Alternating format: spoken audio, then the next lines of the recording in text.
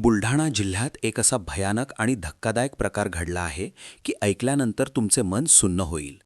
एका मोठ्या भावाने आपल्या धाकट्या भावाची निर्घृण हत्या केली आणि मृतदेह जाळून पुरावे नष्ट करण्याचा प्रयत्न केला.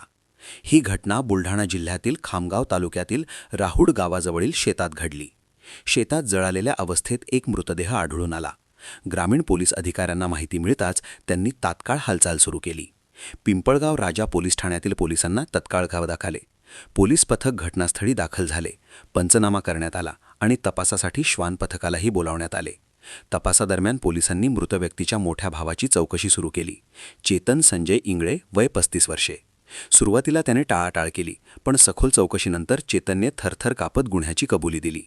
त्याने पोलिसांना सांगितले, दुपारी सुमारे 1:30 वाजता मी माझ्या धाकट्या भावाच्या डोक्यावर लोखंडी रॉडने जोरदार वार केला. जागीच त्याचा मृत्यू झाला.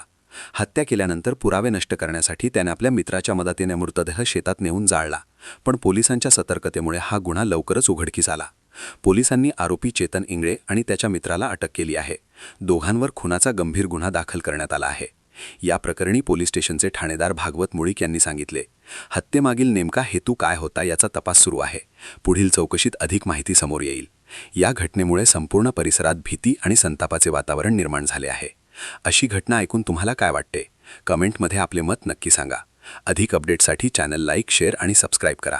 धन्यवाद.